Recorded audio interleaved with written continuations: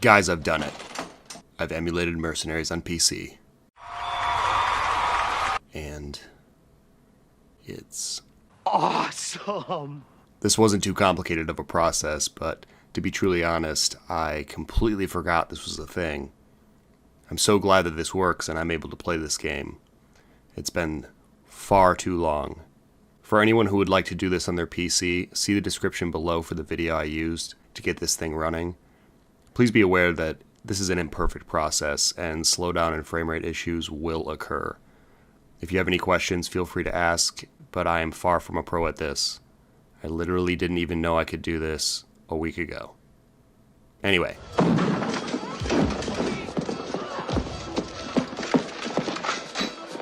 It's showtime.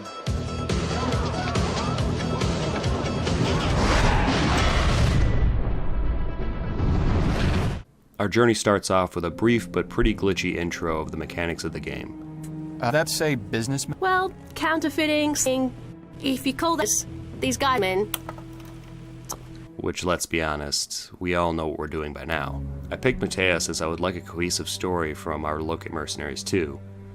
Plus, he's my favorite. No! We find Mateus flying over the Korean demilitarized zone, and get introduced to Fiona. You bitch! And she goes over the PDA and other essential gadgets. M67s. I love M67s. Standard issue frag grenade. Sob. Sob, you bitch. And before I knew it, it was time to jump. This is Blackbird. DMZ's in visual range. The drop zone is hot. We'll be coming in low and fast. That's what she said. No time. But she did. No time!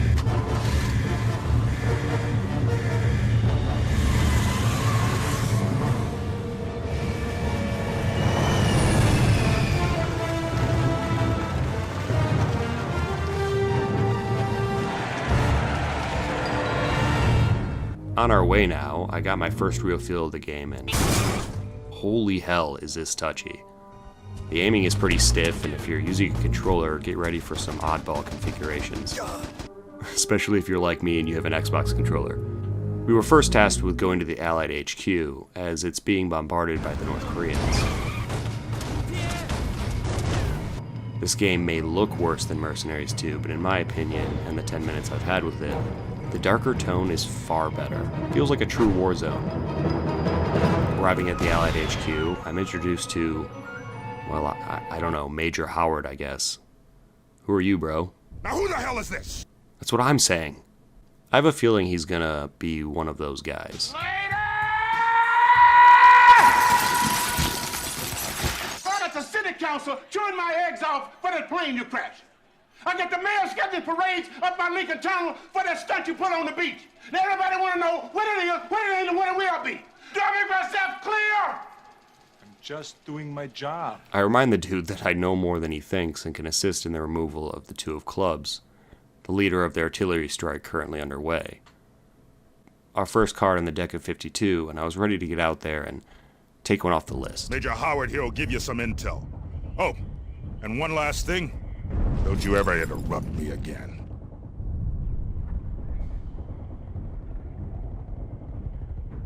Howard, get this merc out of here before one of those GSRN reporters shows up. Fine. Heading out, our caravan immediately explodes, giving me a dose of the ridiculousness to come. Luckily, the men are alright, and we just obtained a new vehicle.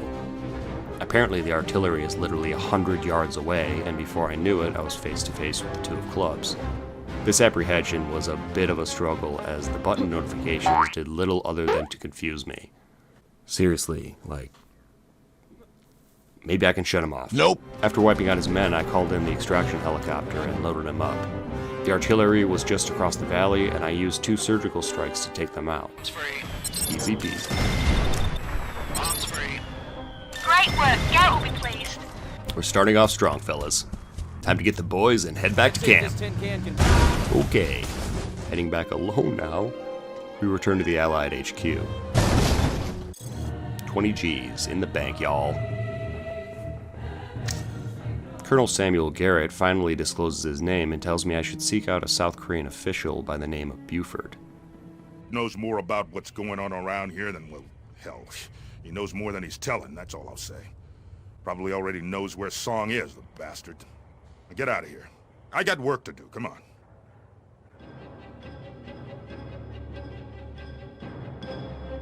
Howard, will you get this merc out of here? On the way to the South Korean HQ, my headlights pierced through my Humvee with the power of Zoom, motherfucker! Zoom! This is another example of the glitchiness of emulation. I saw some possible fixes, so hopefully this won't be too much of a plague on our journey. Anyways, did I mention the cars had like ramming power set to 100? Don't let it get away. Well, except if it's anything else. Arriving at the South Korean HQ, I met with this Buford fella. Well, I saw the title of the mission. Seriously, I guess I just skipped the briefing. Oops. It's been 15 years, I don't know what I'm doing. Luckily for us, this mission itself was just about as simple as it gets. Defend 3 points from North Korean attacks and help keep South Korean morale up until reinforcements arrive. And almost immediately I realized I was going to have to practice my shooting if I had any chance in hell at being successful in this game. Well, there you have it. Second mission in, and we've already fucking beefed it. Or did we?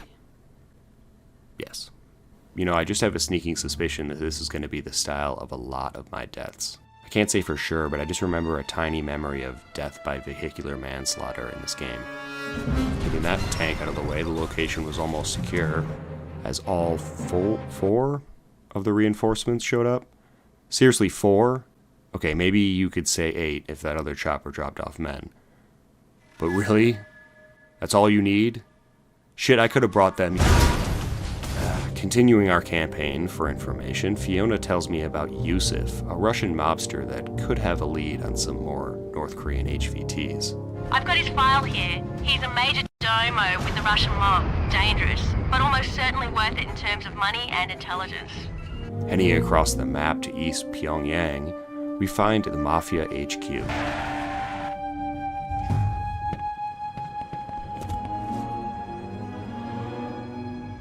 To look at some merchandise. Where we are introduced to Sergei Vordanov and his lieutenant Yusuf. Hey, all right. Just what I need. A professional. My name is Sergei Vordanov. I must say, these cutscenes, if you can call them that, are pretty damn amusing. Especially if you aren't directly in front of them. Speaking of which, I got a job right now you could take. Oh, he found us. Sergei wants me to steal a North Korean troop transport as a test of my ability. Should be easy to find, but not so easy to steal, eh?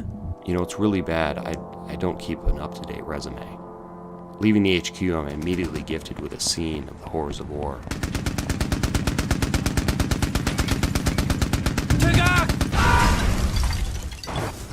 On a side note, I reloaded my save as a test, seeing I'm not an expert with this emulation thing, and I just want to make sure I'm keeping my stuff. It happened again.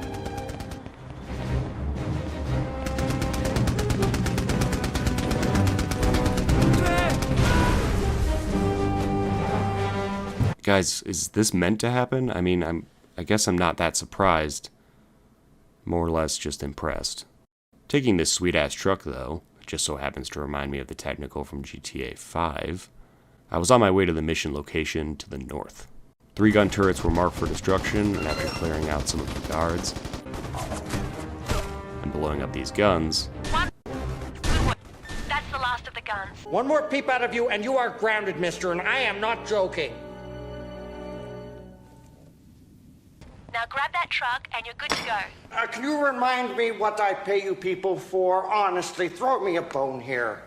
So far, these missions are really easy. I guess wanting to take a break from missions for the moment, I decided to hunt down a few HVTs.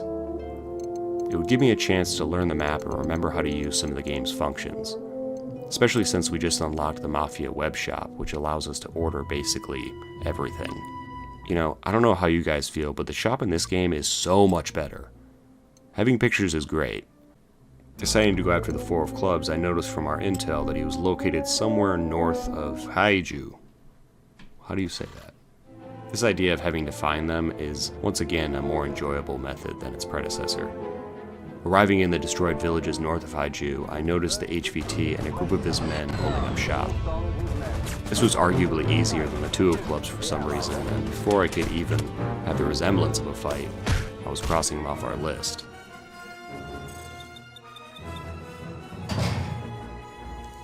This is North Korea. No press. What? $100,000? Oh, get f***ed. Now in search for our next target, the 5 of clubs. I hoped for a bit more of a confrontation. He was said to be located north of Pyongyang. Wait, north of downtown Pyongyang or north of North Pyongyang? Well, I guess we just have to see. Now disguised as a civilian news reporter with the apparent net worth of $100,000, it wasn't long before I found the HVT. There's a number card nearby. Check your radar for the location. Oh, come on. And as if these men want to get caught, the 5 of clubs was arguably easier than the 4th. I mean, this is 3 out of 52, but shit, this kind of defense I'm surprised was a conflict. Bag 'em and tag 'em, the 5 of clubs is on board. Now that we are all caught up on our known HVTs, I decided to head to the Chinese HQ and give their brand of destruction a test. Meeting with Colonel Pang, not yet a general. My name is Colonel Zhao Pang of the People's Army, who seems to be far more reserved in his young age. I will tell you now that I disapprove of using private contractors. I do not implore you to be subtle or thoughtful. The North Koreans have been spying on the Chinese, and Peng would like me to eliminate this outpost. The North Koreans set up a communication to the north that allows them to spy on us. Get rid of this irritation for me. Sounds like classic contract territory. I'm in. The Chinese outpost was to the south, and with little delay I raced up the hill to wipe it out. Confronted by 4 garrisons and the main building itself, I decided to start with the garrisons. Using C4 I was able to take out one, but soon ran out. I noticed a huge artillery piece by the outpost and made short work of the garrisons that way. Keep it up. Nice.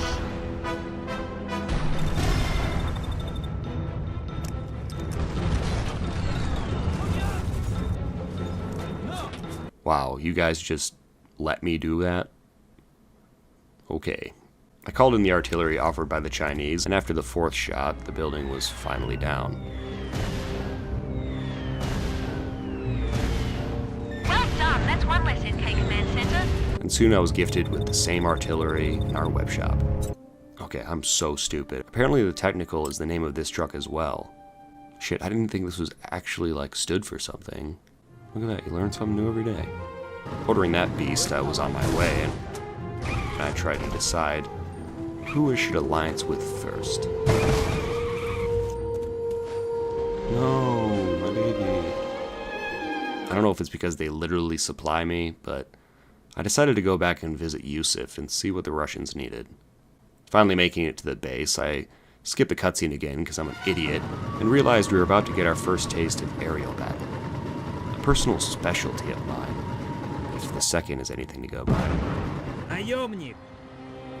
But almost immediately I realized that these mechanics are far better. Perhaps not as realistic, but damn, you can take off on a dime.